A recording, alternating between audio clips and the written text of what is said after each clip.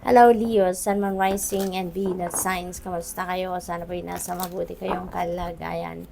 Welcome back po sa Star Tarot. Kung bago kayo rito, welcome din kayo. Thank you for your support.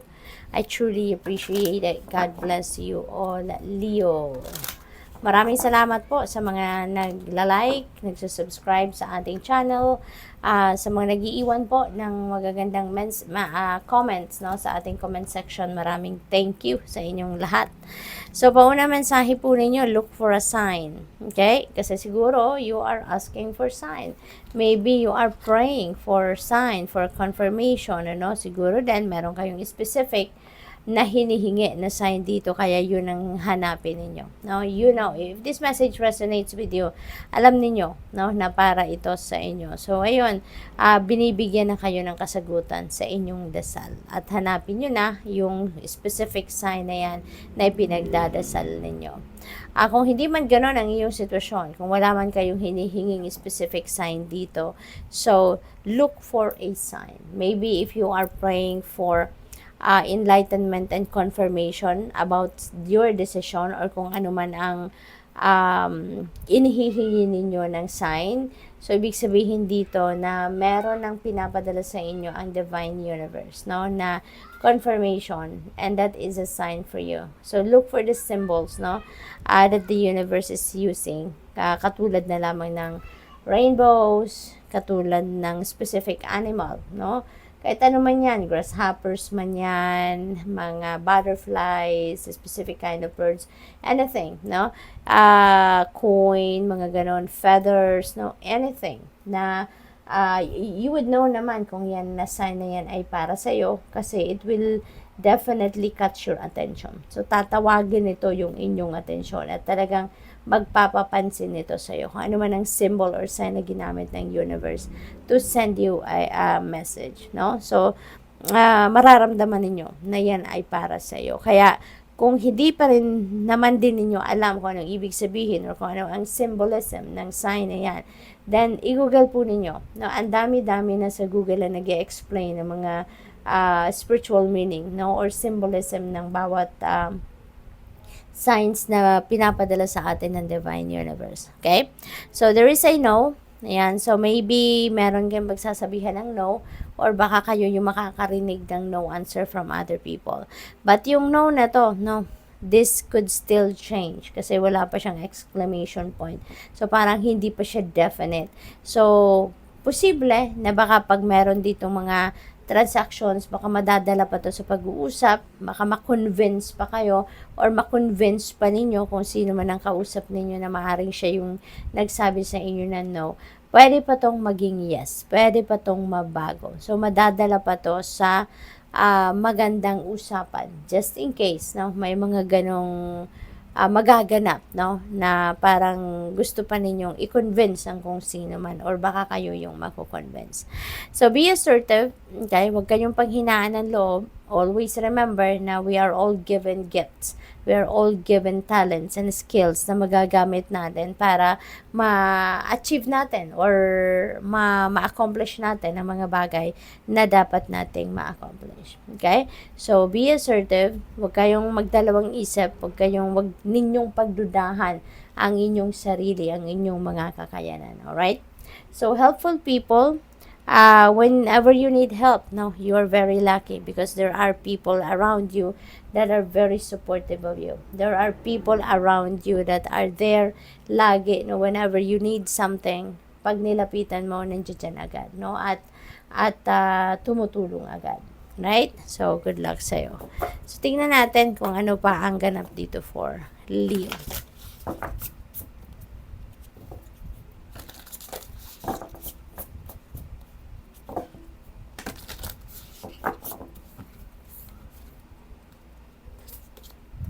So, we have hope is like a hummingbird. Ayan. Kasi, kapag meron tayong, or kapag buhay na buhay, yung pag-asa na sa puso natin, rest assured na it will attract positive energies, it will attract positive experiences, positive situations. And, it will make you happy eventually. No? Kasi, papasok no? Papasok yung swerte, papasok yung solusyon sa problema, papasok yung liwanag, 'di ba? At magkakaroon kayo ng enlightenment, something like that. Kaya napakaganda, no? Kapag nandiyan lagi sa puso natin yung pag-asa. Yung lagi tayong umaasa for the best possible outcome sa kahit anumang sitwasyon. And definitely, maraming positibo pangyayari, no? Positivity ang mamamagnetize ninyo. So, what else? We have the lonesome gardener. So, Leo, maybe this is you, no? Baka kayo, ito si lonesome gardener na maaring you've been very, nurturing about yourself.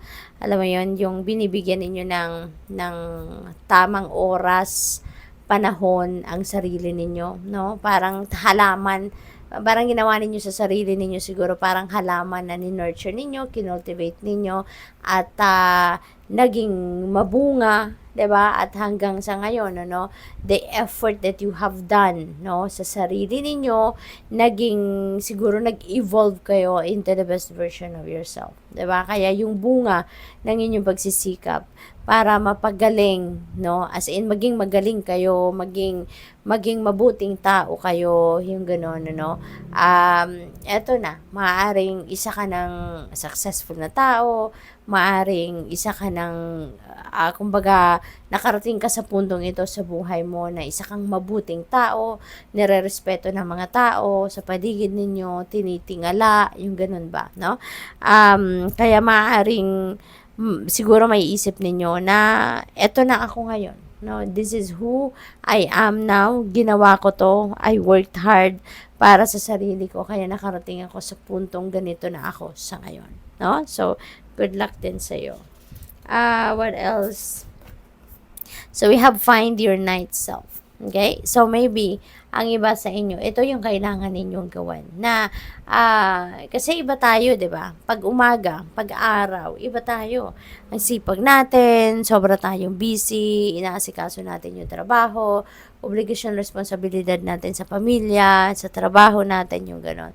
So, iba tayo. Iba yung pagkatao natin during the day. Ganon tayo. Yung talagang para tayong busy bee, no? Na puro nagiging aligaga tayo because of the obligations and responsibilities na nasa balikat natin, at yun ang pinagpo-focus natin. So, parang at the end of the day, iba naman dapat ang version natin. Iba naman dapat ang pinagkakaabalahan ninyo, Leo. And that is to nurture yourself naman.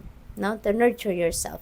Kilalanin ninyo ng mas maigi yung sarili ninyo. At night, magmuni-muni kayo, magnilay-nilay kayo, mag-reflection kayo. And maybe that is the time that you are going to re-evaluate what happened during the day. Ano yung mga nagawa ko ngayon? What are the lessons that I've learned from today? What is the wisdom? What are the wisdom that I've picked up from today, 'di ba?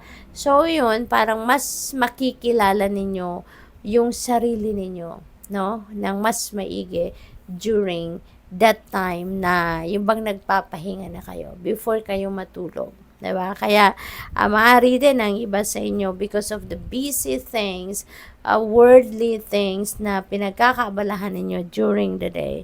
Alam mo yon, time to catch up with yourself, no? Paggabi, bago kayo matulog, time to catch up with yourself, time to find yourself. Kasi baka matutulog na lang kayo, bit nyo pa rin yung iniisip ninyo na ano na naman ang gagawin ko bukas, or first thing in the morning, ganito yung gagawin ko, ito yung pa-prioritize ko, itong uunahin ko. No? Kaya, during the night, no, before you go to bed, ibigay ninyo yan sa sarili ninyo.